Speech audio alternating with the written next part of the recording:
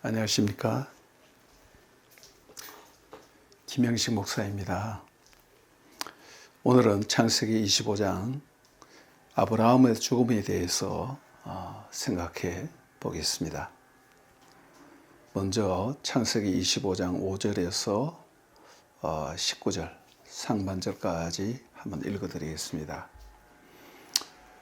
아브라함이 이삭에게 자기의 모든 소유를 주었고 자기 서자들에게도 재산을 주어 자기 생전에 그들로 하여금 자기 아들 이삭을 떠나 동방 곧 동쪽 땅으로 가게 하였더라. 아브라함의 향년이 175세라. 그의 나이가 높고 늙어서 기운이 다하여 죽어 자기 열조에게로 돌아가며 그의 아들인 이삭과 이스마엘이 그를 마므레 앞 헷 족속 소할의 아들 헤브론 밭에 있는 막벨라 굴에 장사하였으니 이것은 아브라함이 헷 족속에게서 산 밭이라. 아브라함과 그의 아내 사라가 거기 장사되니라. 아브라함이 죽은 후에 하나님이 그의 아들 이삭에게 복을 주셨고 이삭은 부엘라이로의 근처에 거주하였더라.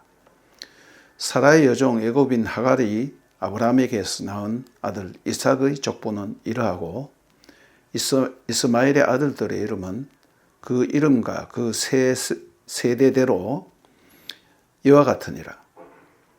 이스마엘의 장자는 느바요시요 그 다음은 게달과 압부엘과 밉산과 미스바와 두마와 마사와 하닥과 데마와 여둘과 나비스와 기드마니 이들은 이스마엘의 아들들이요 그 촌과 부락대로 된 이름이며 그 족속대로는 12 지도자들이었더라.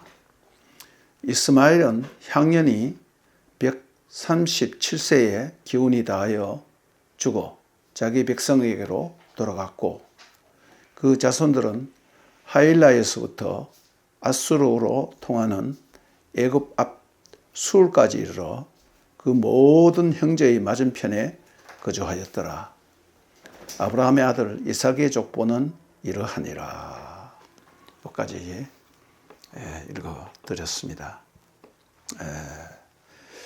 창세기 25장 7절에서 8절은 위대한 믿음의 조상 아브라함의 향년과 그가 하나님의 은혜 가운데 그의 나이가 높고 늙어서 기운이 다하여 죽어 자기의 열조에게로 돌아가며 라고 기록하고 있습니다.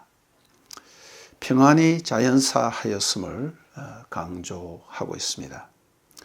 사람은 사는 것도 중요하지만 어떻게 죽느냐 하는 것도 참으로 중요합니다.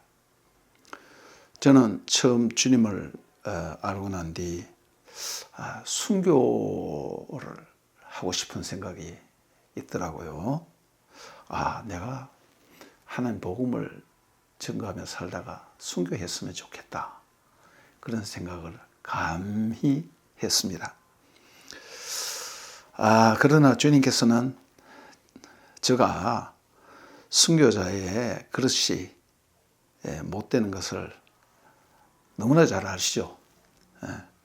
그래서 여태까지 살려주고 있습니다.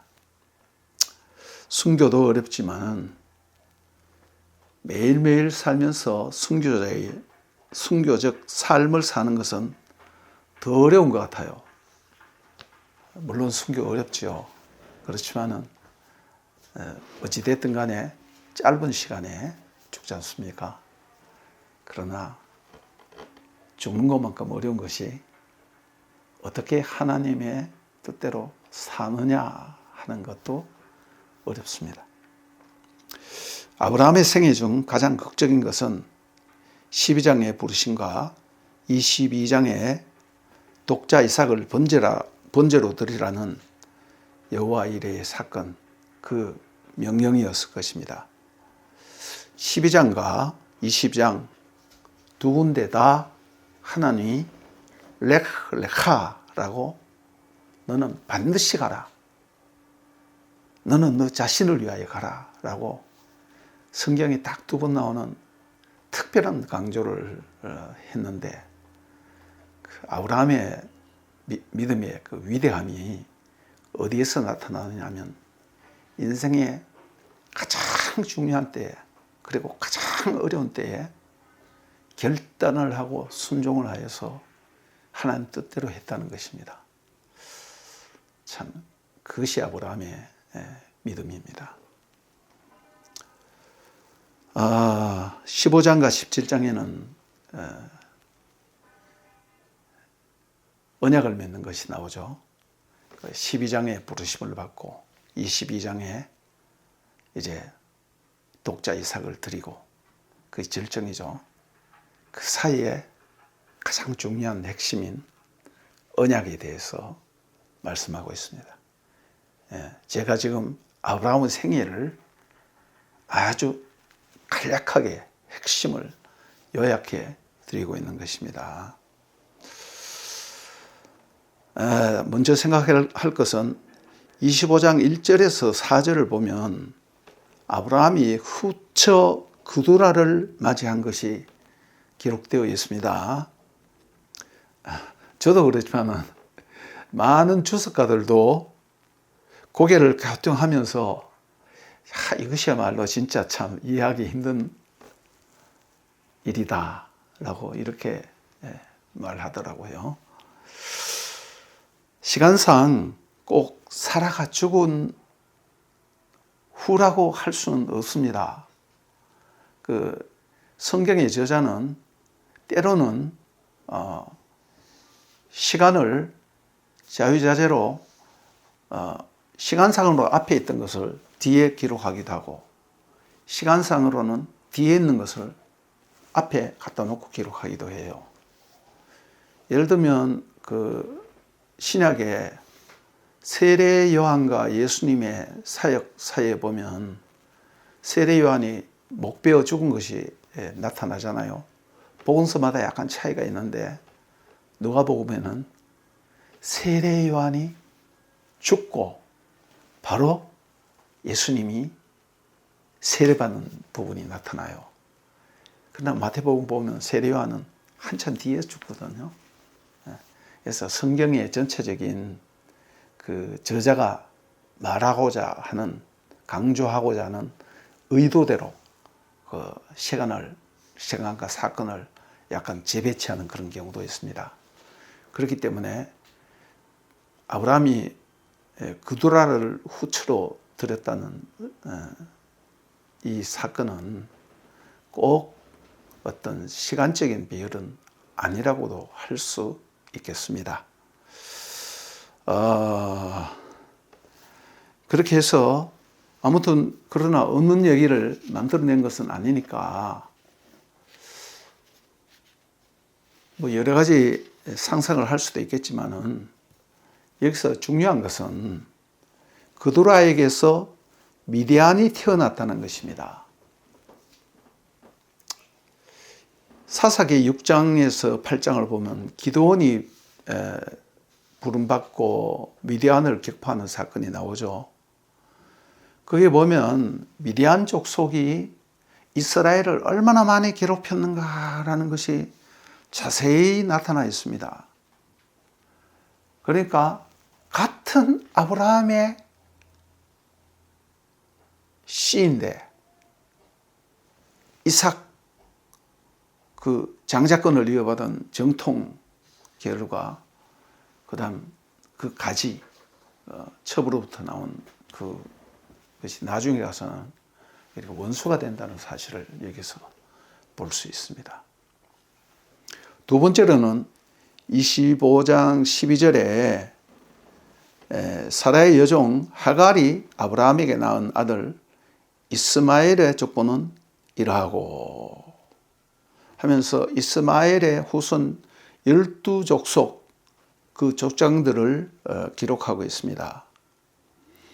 이 부분이 사라의 여종 하갈이 아브라함에게 낳은 아들 이스마엘의 족보는 이러하니라 라는 이 표현, 엘레 톨도트라는 그런 용어입니다.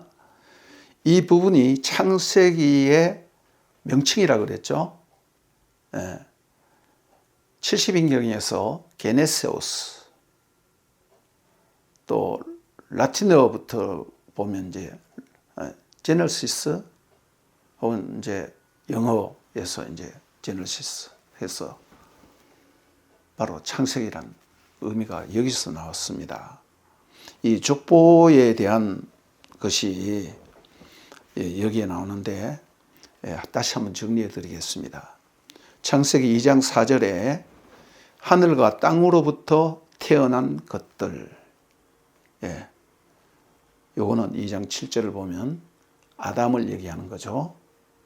인간이란 무엇인가? 하늘의 하나님과 땅의 흙으로 창조된 존재라 이겁니다. 하나님이 땅의 먼지로 사람을 만드시고 그 코에 생기를 불어넣으시니 사람이 생명이 되었다. 네페시 하야, 생명의 숨을 쉬는 존재가 되었다는 그런 뜻입니다. 이것이 창세기 2장 4절이고 5장 1절은 아담의 계보는 이러하니라. 그 다음 6장 9절은 노아의 계보 혹은 족보는 이러하니라. 옛 번역에 보면 노아의 사적은 이러하니라 해서 말을 약간 바꿨어요. 이 방주를 강조하기 위해서입니다. 창세기 10장 1절에 노아의 아들 셈, 함, 야베스 족보는 이러하니라 하면서 70여 민족이 나옵니다. 창세기 11장 10절에 그 다음 좁혀서 셈의 족보는 이러하니라. 창세기 11장 27절에 셈의 족보 가운데서 또 초점을 좁혀서 데라의 족보는 이러하니라 하면서 드디어 아브라함과 나홀과 하란, 이 아브라함이 등장합니다. 아브라함이 12장의 부름을 받고 그 다음 25장에서 죽을 때까지 족보 얘기는 나오지 않아요. 전부 다 아브라함 생애를, 그 신앙 여정을 다루고 있습니다. 그리고 아브라함이 죽고 난 뒤에 먼저 이삭의 족보를 얘기하지 않고 이스마엘의 족보를 먼저 얘기하고 있습니다. 먼저 덜 중요한 것을 요약 정리하고 간단하게, 그 다음 중요한 부분 이삭에 대한 얘기를 풀어나가는 것이 성경의 기록 방식입니다.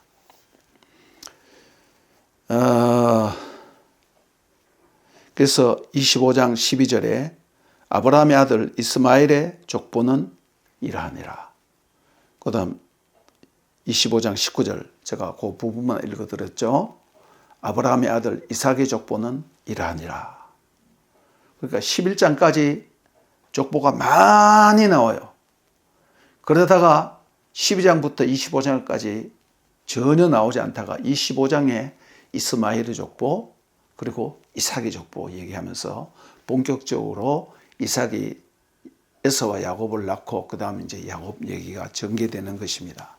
이것이 성경의 스토리예요. 25장은 뭐냐면 창세기 전체가 50장이죠. 그리고 25장은 창세기의 절반이라고 할 수 있습니다. 그러니까 아브라함의 생애가 거의 창세기 전반부를 차지한다고 할 수 있어요. 창세기를 전체적으로 분류를 해보면 창세기 1장에서 11장까지 상고사가 있고 12장에 족장사가 있잖아요. 아브라함, 이삭, 야곱, 요셉. 요셉은 족장은 아니지만 족장의 반열에 들었습니다. 요셉 얘기. 그러니까 아브라함, 이삭, 야곱, 요셉. 아브라함의 얘기가 25장까지 계속된다는 것입니다.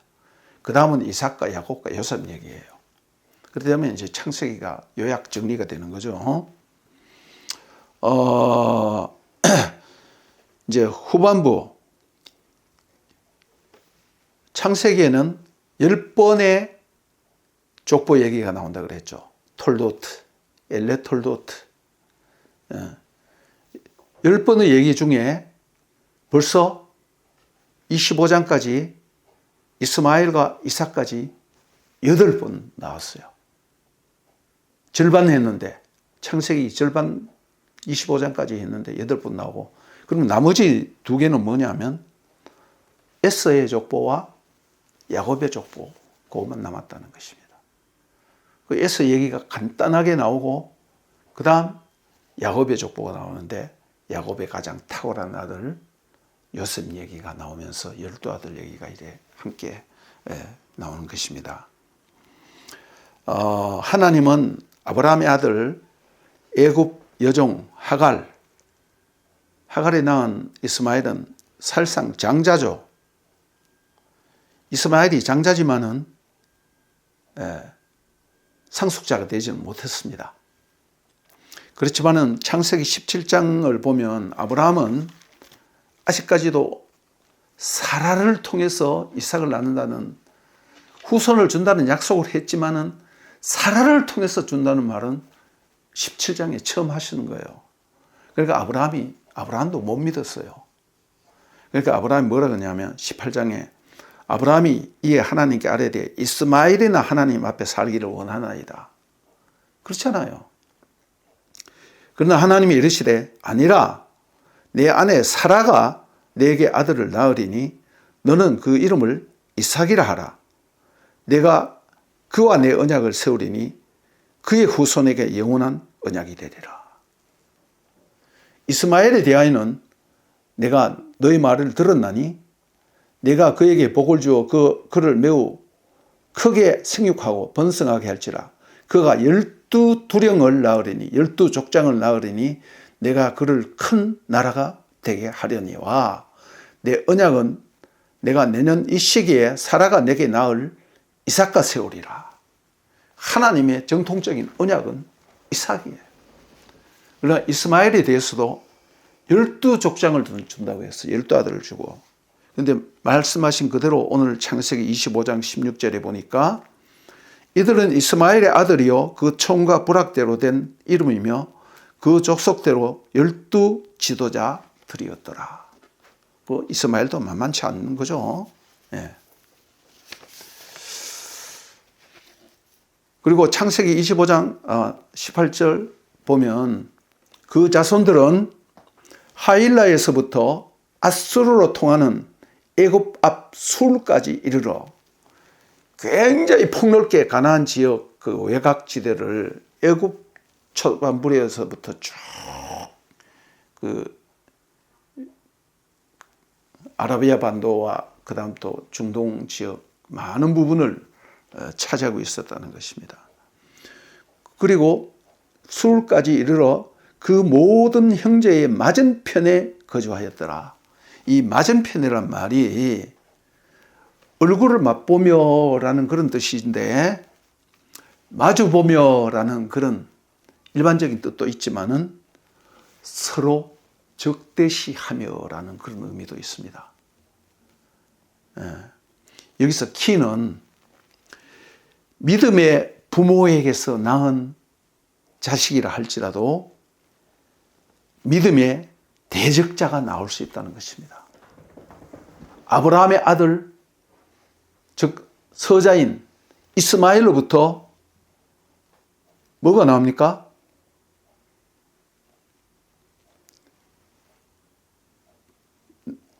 아말렉 앞에 보니까 아브라함의 후처 그드로라로부터는 미디안이 나오죠. 미디안은 이스라엘이 대적이었어요. 그 다음 이스마엘 계통에서는 여기 아랍인들 여러분들 많잖아요. 아랍인들이 조상이거든요. 아랍인들 계속 오늘날까지 이렇게 싸우고 있습니다.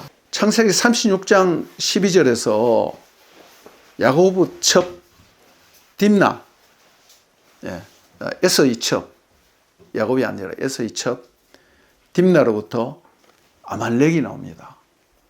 아말렉은 출애굽기 7장에 보면 출애굽한 이스라엘을 공격하는 그런 족속이죠.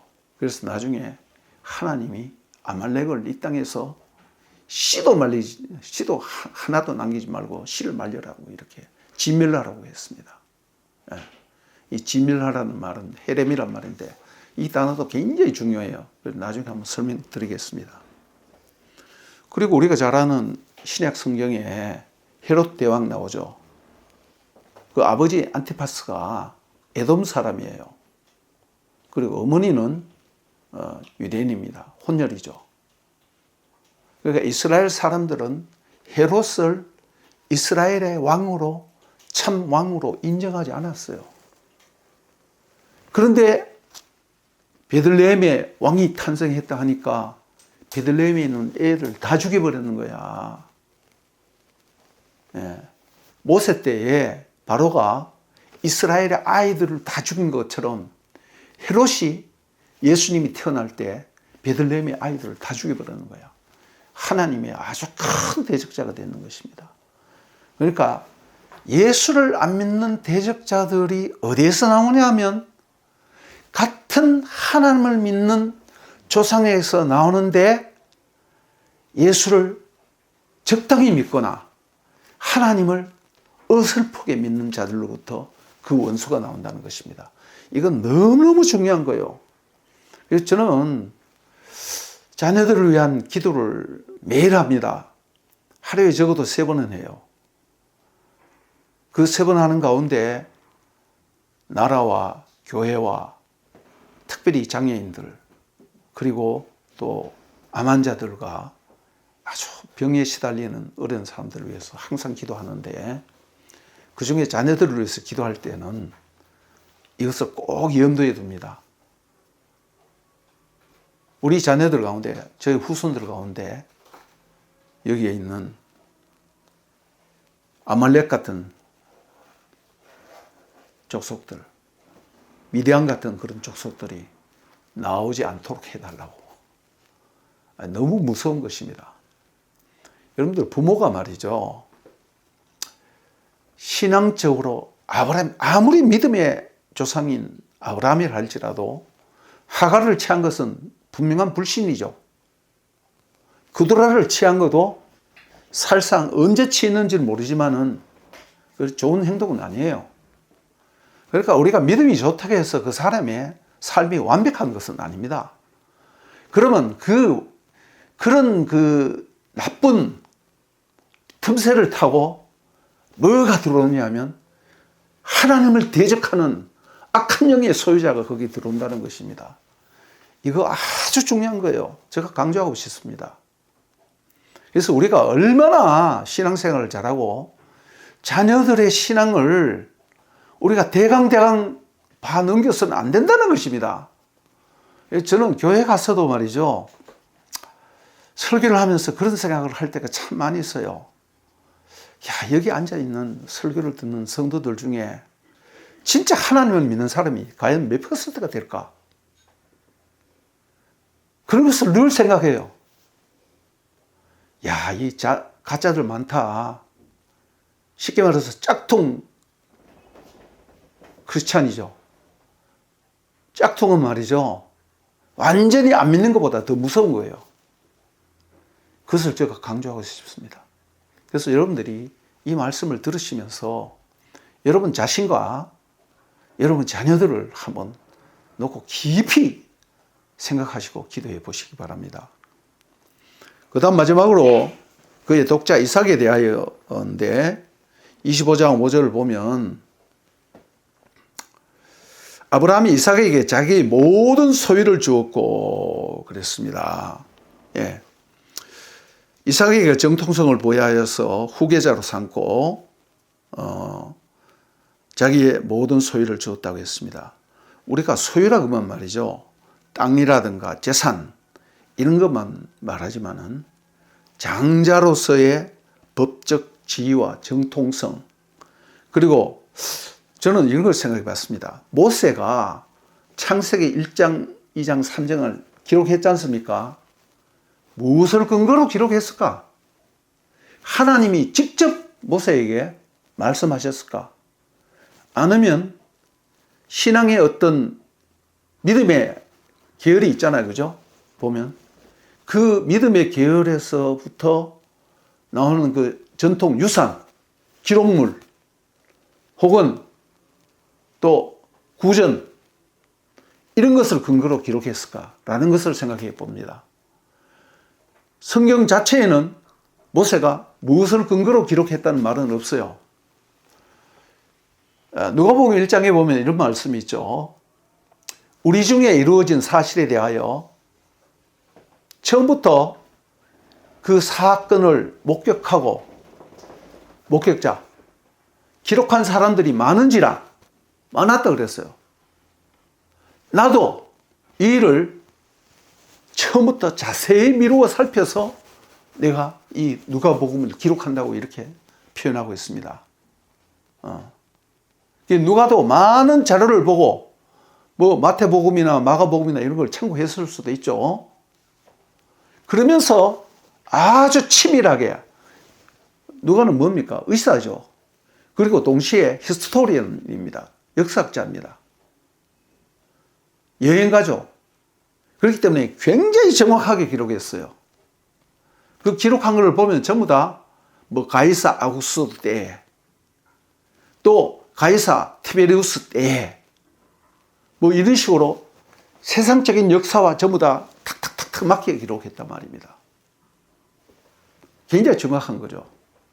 모세도 이 성경을 정확하게 기록했어요. 어떤 부분은 생략한 부분도 있지만은, 그렇다면 창세기 1, 2, 3장을 어떻게 기록했을까? 그 성경 자체에서는 모세가 어떻게 기록했다고 한 말이 없어요.